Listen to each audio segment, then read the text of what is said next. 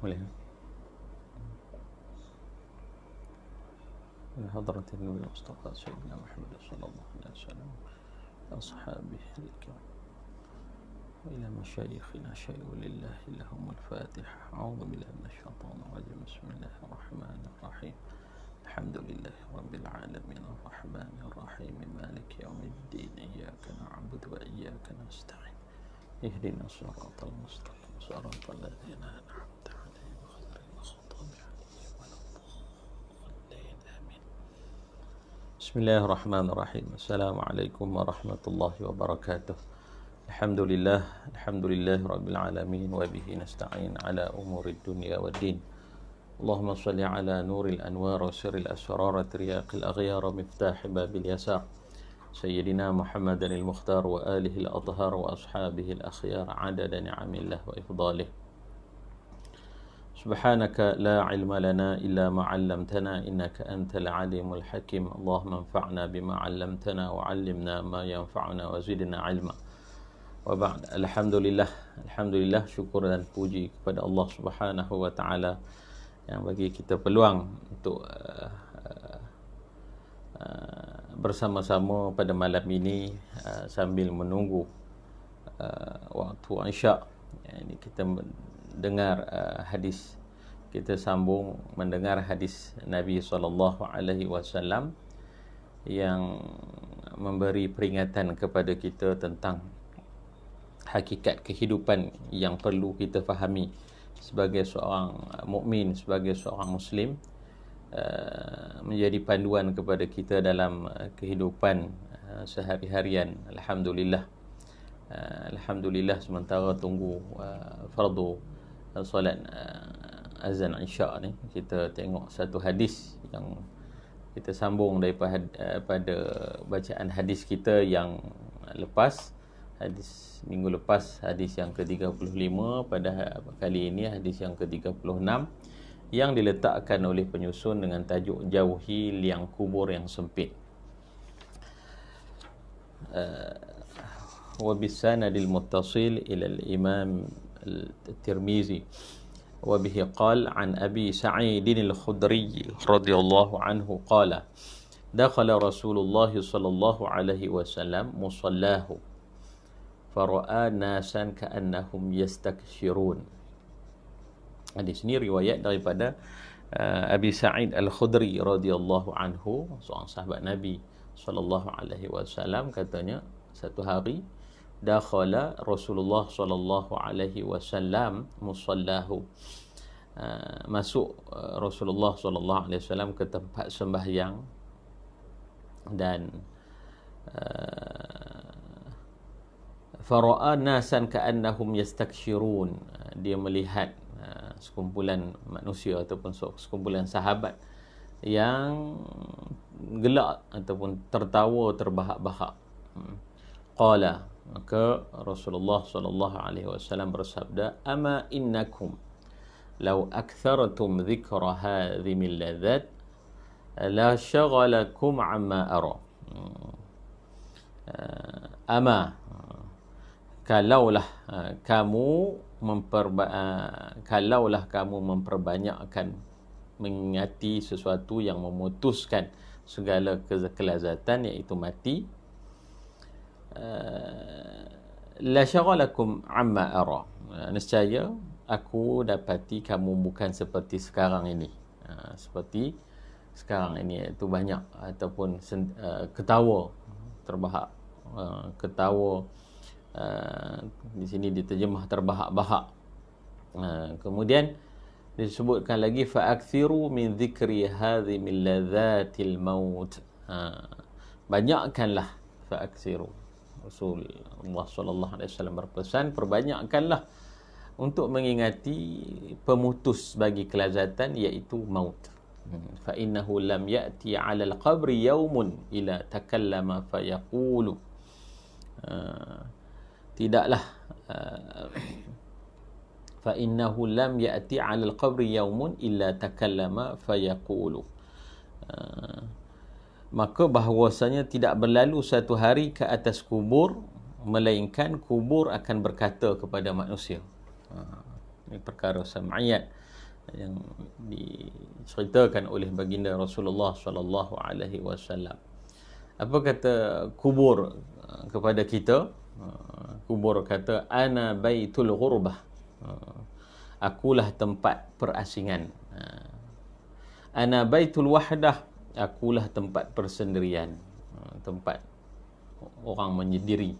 Ana baitut turab, akulah rumah tanah. Wa ana baitud dud, akulah rumah yang di dalamnya terisi ulat-ulat. Fa idza dufina al-'abdul mu'min, apabila ditanam, dikuburkan seorang hamba mukmin, apa kata kubur? Qala lahul qabru, kubur tu akan berkata kepada mukmin tersebut, marhaban wa ahlan. Marhaban wa ahlan. Marhaban wa ahlan, selamat datang untukmu. Ama in kunta la ahabba man yamshi ala zahri ilayya.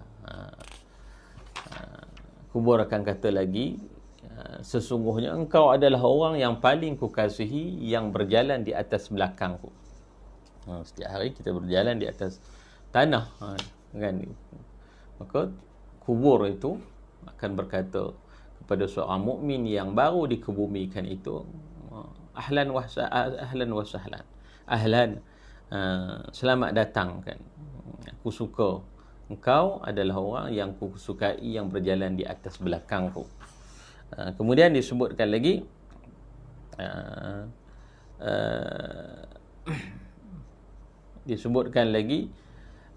fa'id wulitukal yawma wa sirta ilayya fasatara sani'i bika.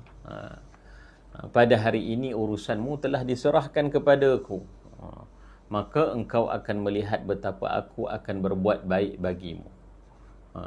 Kemudian fayattasi'u lahu madda basarihi wa yaftahu lahu babun ilal jannah, akan jadi lapang kepada dia kubur tersebut sejauh mata memandang, wa yuftahu lahu babun ilal jannah, dan akan dibuka untuknya ataupun baginya pintu ke syurga. Fa idza dufina al-'abdu, manakala apabila dimakamkan, apabila dikuburkan seorang hamba al-fajir yang sering melakukan maksiat, awil kafiru, ataupun orang kafir, apa kata kubur kepada orang ni? Qala lahul qabru, kubur akan berkata, la marhaban wala ahlan, tak ada ucapan selamat datang kepadamu, tak ada alu-aluan kepada engkau. Amma in kunta la abghadha man yamshi ala zahri ilayya, adapun engkau ni merupakan orang yang aku paling benci berjalan di atas belakangku, kubur berkata macam tu. Fa idh wulitukal yawma, hari ini urusan engkau diserahkan kepadaku. Kubur kata, wasirta ilayya fasatara sani'i bika. Dia kata apa? Dia kata pada hari ini segala urusan telah diserahkan kepadaku, maka ini segala urusanmu telah diserahkan kepadaku, maka engkau akan melihatlah betapa aku akan membalas perbuatanmu. Apa yang kita buat akan dibalas. Apa yang orang hamba yang melakukan maksiat dan apa yang hamba yang kafir tu buat di dunia dulu waktu dia hidup, akan dibalas, kata kubur kepada dia. Kemudian qala, kubur kata lagi, fayal ta'imu 'alaiha hatta yaltaqiya 'alaihi wa yakhtalifa adla'uhu. Dikatakan lalu kubur itu menghimpitnya sehingga berselisih tulang rusuknya. Qala Rasulullah sallallahu alaihi wasallam, kata Nabi sallallahu alaihi wasallam, bi asabi'ihi fa adkhala ba'daha fi jawfi ba'd. Rasulullah buat isyarat, jari dia dimasukkan dalam jari tu, kan? Macam tu dihimpit tulang rusuk kita, tulang rusuk seorang yang selalu melakukan maksiat ataupun seorang kafir di dalam kubur itu. Apabila kubur menyatakan dihimpitkan tulang belulang dia, Nabi menyebutkan, meletakkan isyarat, memasukkan jari di antara satu sama lain. Kemudian apa kata kubur, apa kata disebut apa yang disebutkan kemudian Rasulullah sallallahu alaihi wasallam sebut wa yuqayyadu lahu sab'una tinniyan law anna wahidan minha nafakha fil ardi ma anbatat syai'an ma baqiyat ad-dunya. Kemudian disebutkan, maka Allah Ta'ala mengerahkan kepadanya, ini kepada 70 ekor ular yang sangat berbisa. Kalaulah seekor daripada ular tu dia menghembuskan bisanya, dia menyemburkan bisanya ke atas permukaan bumi ini, pasti tidak akan tumbuh lagi sebarang tanaman sampai ke akhir umur dunia nanti. Ma anbatat syai'an ma baqiyat ad-dunya wa yanhashnahu wa yakhdishnahu hatta yufda bihi ila al-hisab. Kemudian begitulah. Kemudian disebutkan, dan teruslah ia dalam keadaan yang sedemikian itu sehingga sampai waktu untuk dihisab di hadapan Allah Ta'ala. Kemudian qala Rasulullah sallallahu alaihi wasallam, sabda Nabi sallallahu alaihi wasallam, innamal qabru rawdatun min riyadil jannah. Begitulah sesebuah kubur tu ada kalanya merupakan satu taman di antara taman-taman syurga, au hufratun min hufarin nar, ataupun dia boleh jadi satu lubang daripada lubang neraka. Au kama qala, hadis riwayat Imam Tirmizi. Hadis ini diriwayatkan oleh seorang sahabat Nabi sallallahu alaihi wasallam, Abi Sa'id Al-Khudri radhiyallahu anhu. Abi Sa'id Al-Khudri radhiyallahu anhu antara sahabat yang banyak juga meriwayatkan hadis daripada baginda Nabi sallallahu alaihi wasallam, sekitar 1170 hadis. Nama dia Sa'ad bin Malik bin Sinan Al-Ansari Al-Khazraji. Dia daripada penduduk Mekah, daripada puak Al-Khazraj. Dia lahir pada 10 tahun sebelum peristiwa hijrah. Dia menyertai peperangan dengan Nabi SAW, bersama dengan Nabi sebanyak sekitar 12 peperangan yang diikutnya. Wafat dia pada 64 hijrah dan dimakamkan di perkuburan Baqi'. Dia pernah waktu umur dia waktu perang Uhud. Dia masuk Islam 10 tahun sebelum hijrah. Kemudian ketika Nabi berhijrah, kemudian perang Uhud, perang Badar tahun kedua, tahun ketiga itu perang Uhud. Dia minta nak sertai, dia minta izin kepada Rasulullah nak sertai. Ayah dia pun menyokong. Ayah dia kata tulang dia kuat ni kan, tulang dia, badan dia kuat, walaupun dia kecil, walaupun umur dia baru 13 tahun. Tapi Rasulullah SAW tengok dia masih kecil dan Rasulullah tak mengizinkan dia sertai. Maka ayah dia lah yang pergi dan ayah dia syahid di medan Uhud. Itu Abu Sa'id Al-Khudri yang meriwayatkan hadis kita pada malam ini. Hadis yang berkenaan dengan alam barzakh, mengenai dengan kehidupan kita di kubur. Kata penyusun kitab, katanya menurut akidah Ahlus Sunnah wal Jamaah, nikmat atau seksa di dalam kubur adalah salah satu di antara yang akan dihadapi oleh setiap orang yang mati ketika ia berada di alam barzakh. Yang ni iktikad kita Ahlus Sunnah wal Jamaah perlu mempercayai bahawa adanya kehidupan tempoh menunggu sebelum kita bangkit menuju ke hari ke mahsyar, iaitu dinamakan alam barzakh. Alam barzakh antara perkara sam'iyah. Bila kita belajar ilmu akidah ni, dia ada 3 bahagian. Yang pertama kita tengok berkenaan dengan ilahiyat, berkenaan dengan ketuhanan, apa sifat-sifat yang wajib bagi Tuhan, yang mustahil bagi Tuhan, sifat yang harus bagi Tuhan.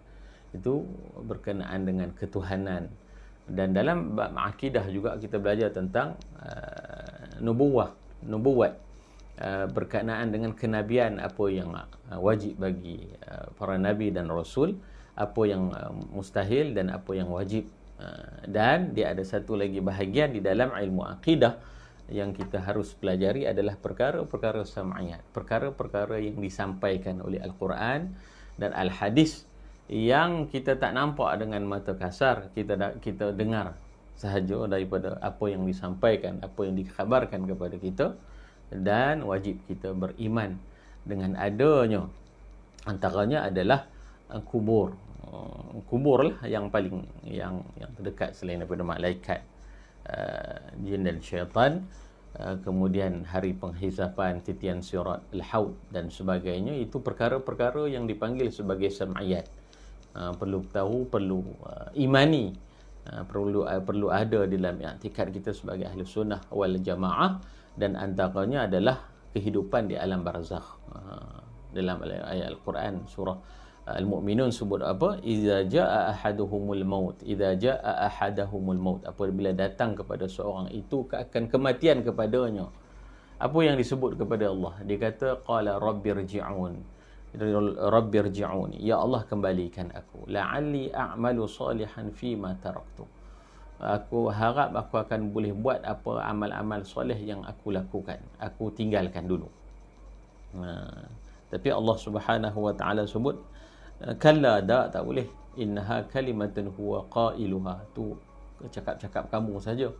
Dulu peluang Allah bagi kamu kehidupan di dunia, kan kita tak gunakan kehidupan itu sebaiknya, tetapi ketika masuk di dalam alam kubur, maka hamba itu akan merayu kepada Tuhanku, la'alli a'malu salihan fima taraktu, mudah-mudahan aku boleh buat apa yang aku tinggalkan dahulu. Tapi tak boleh lah, kan? Tapi tak boleh. Kemudian disebutkan lagi, wa min waraihim barzakhun ila yaumi yub'atsun. Dia kena tahu di belakang dia selepas kematian tu ada apa? Ada kehidupan barzakh sehingga dia dibangkitkan dan dihisab.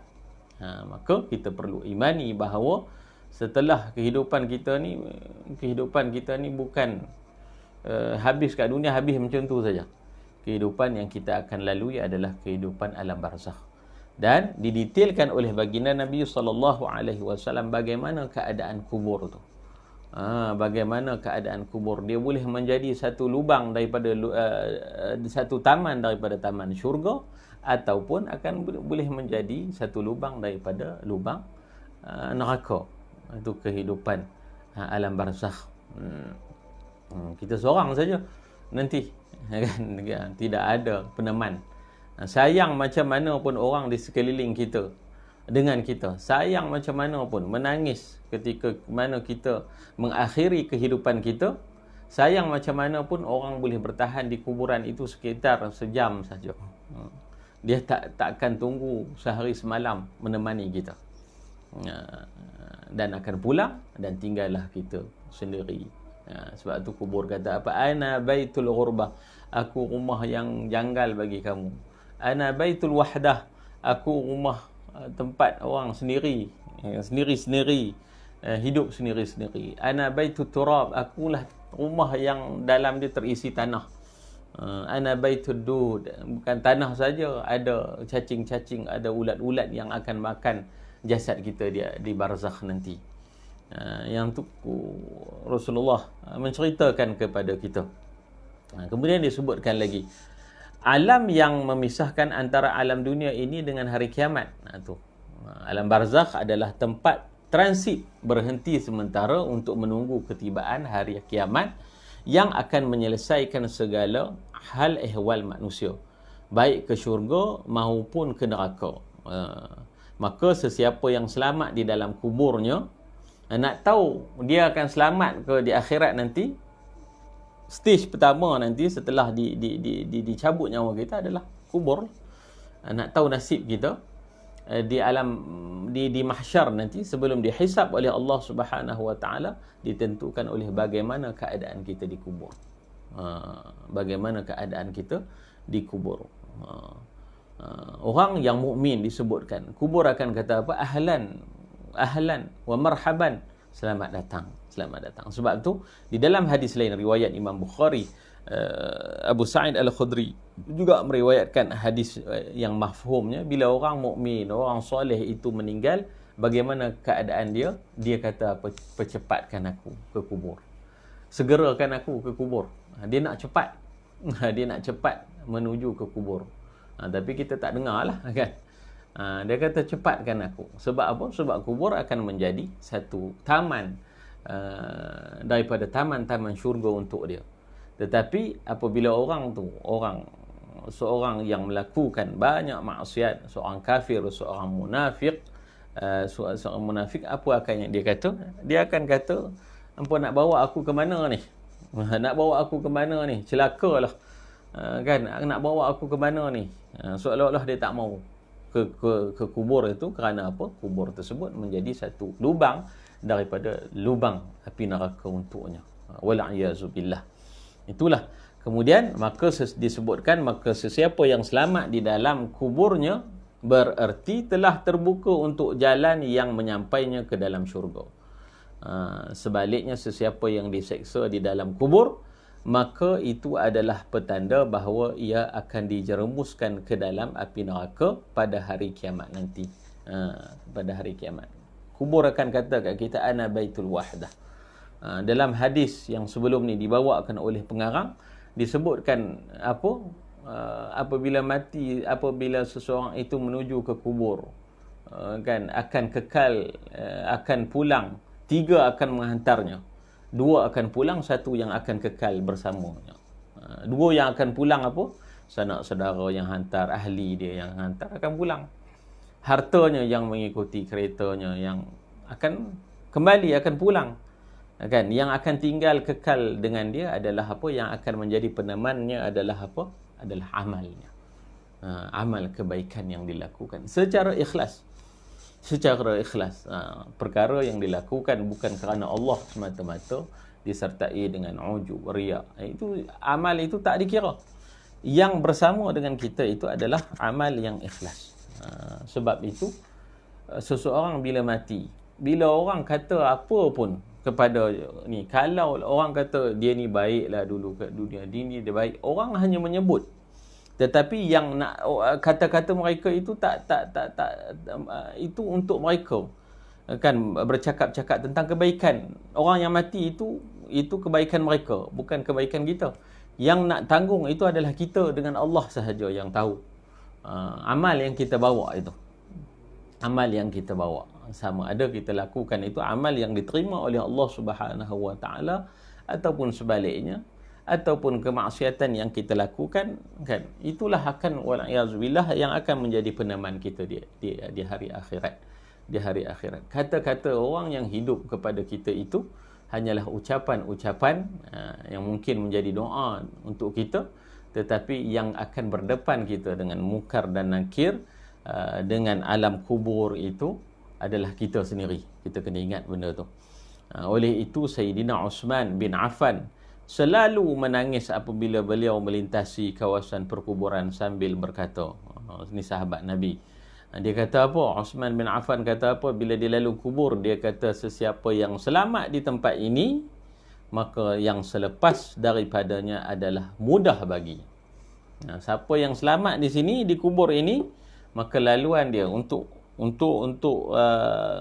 alam yang seterusnya, alam mahsyar, itu akan mudah baginya. Dan sesiapa yang diseksa di tempat ini, maka yang selepas daripada itu adalah lebih dahsyat lagi daripada kubur. Maka mintalah perlindungan dengan Allah Ta'ala daripada seksa kubur, dan mohonlah daripadanya supaya mendapat nikmat di dalam kubur. Maka itulah doa yang kita minta kepada Allah Subhanahu Wa Taala ketika selesai daripada membaca tahiyat akhir. Cuba tengok macam mana doa ini kalau bagi siapa yang belum hafal dan cuba amalkan. Selesai tahiyat baca, Allahumma inni a'udzubika min adzabin nar wa a'udzubika min adzabil qabr wa a'udzubika min fitnatil mahya wal mamat wa a'udzubika min fitnatil masihid dajjal. Aku minta kepada Allah Subhanahu Wa Taala, jauhkan aku daripada seksa api neraka, jauhkan aku daripada seksa kubur, kan, jauhkan aku daripada fitnah kehidupan dan kematian, dan jauhkan aku daripada fitnah Dajjal. Kita minta sebelum kita bagi salam tu. minta kepada Allah Subhanahu wa taala. Selain daripada tu, dalam doa selepas solat pun kita minta kepada Allah, Allahumma inna nas'aluka salamatan fid din, ya Allah, berikanlah keselamatan terhadap agamaku. Allahumma inna nas'aluka salamatan fid din wa afiatan fil jasad, minta kesihatan tubuh badan, wa afiatan fil jasad wa ziyadatan fil ilmi, tambahnya ilmu yang membawa kedekatan kita kepada Allah Subhanahu wa taala, wa afiyat wa barakatan fil rizqi, keberkatan di dalam rezeki, wa barakatan fil rizqi wa taubatan qabla al maut, sempat bertaubat sebelum maut, atau wa taubatan qabla al maut wa rahmatan 'inda al maut, ketika mati kita minta kasihan belas daripada Allah Subhanahu wa taala, rahmat daripada Allah Subhanahu wa taala, taubatan qabla al-maut wa rahmatan 'inda al-maut wa maghfiratan ba'da al-maut, minta keampunan daripada Allah Subhanahu wa taala setelah kita mati nanti. Allahumma hawwin 'alaina fi sakaratil maut, mudahkanlah kami menghadapi sakarat kesakitan, mabuk kematian. Allahumma hawin alaina fi sakaratil maut wa najata minan nar, dan selamatkanlah kami daripada api neraka. Itu doa-doa yang kita minta sentiasa di dalam kehidupan ini. Kita minta kepada Allah Subhanahu wa taala.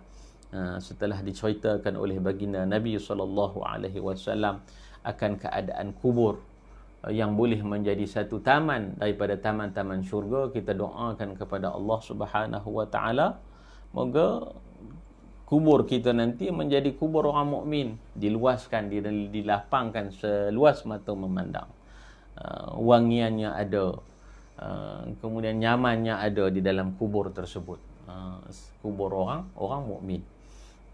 Kita minta dijauhkan oleh Allah Subhanahu wa taala menjadi kubur ahli maksiat, disempitkan sehingga apa, sehingga rapat tulang belulang kita. Dan benda tu kita paksa dihadapi sehingga tempoh dibangkitkan manusia. Itu tak campur lagi daripada kedahsyatan mahsyar. Sebab itu kehidupan di dunia ini sementara. Nak senang sesenang-senangnya, mewah pun sementara. Nak susah-susahnya itu sementara. Apa yang kita perlu lalui adalah kehidupan sebagai hamba Allah Subhanahu wa taala yang sentiasa dari hari ke hari nak dekat dengan Allah Subhanahu wa taala. Nak dekat dengan Allah Subhanahu wa taala sehingga sampai kita dijemput oleh Allah Subhanahu wa taala pulang bertemu dengan Allah Subhanahu wa taala. Kita dijemput dengan apa? Dengan panggilan ya ayyatuhan nafsul mutmainnah. Wahai diri yang mempunyai nafsul mutmainnah, irji'i ila rabbiki radiyatan mardiyah. Itu jemputan daripada Allah Subhanahu wa taala, pulanglah, irji'i ila rabbiki, terhadap kembalilah kepada Tuhanmu, rabbiki radiyatan mardiyah, kamu redha, Allah pun lebih-lebih lagi meredai kita. Radiyatan mardiyah fadkhuli fi ibadi, masukkanlah ke dalam di kalangan kamu ni, di kalangan hamba-hambaku, kan, wadkhuli jannati, dan masuklah ke dalam syurga. Itu jemputan daripada Allah Subhanahu wa taala bagi roh, bagi diri yang di dunia itu hidupnya itu sentiasa mencari daripada hari ke hari, mencari kedekatan kepada Allah Subhanahu wa taala, jalan-jalan kedekatan kepada Allah Subhanahu wa taala melalui amal ketaatan, melalui solat fardu secara berjamaah, melalui amalan sedekah, melalui ketaatan kepada ibu bapa, melalui adab-adab dengan jiran, melalui sedekah, infak dan wakaf kita, yang semua itu dilakukan dengan ikhlas hanya untuk Allah Subhanahu wa taala, bukan untuk yang lain. Antara kita dengan Allah Subhanahu wa taala sahaja yang tahu amal-amal tersebut, dan amal tersebutlah akan menjadi peneman kita di dalam kubur kelak. Moga-moga Allah Subhanahu wa taala selamatkan kita di dalam fasa barzakh yang semua kita akan hadapi, yang kita tak tahu bila. Seorang pun tak tahu bila. Tak tahu bila tu. Sama ada dekat, sedekat-dekatnya ataupun lambat pun lambat mana sangat, dan setiap hari kita bergerak ke arah itu. Tak pernah patah balik. Tak pernah patah balik. Masa dari hari ke hari umur kita makin tua. Tak pernah orang patah balik umur dia ke belakang makin muda. Tak pernah. Setiap orang itu, setiap hari yang berlalu itu, kita tak ada seorang boleh jamin esok adalah untuknya lagi.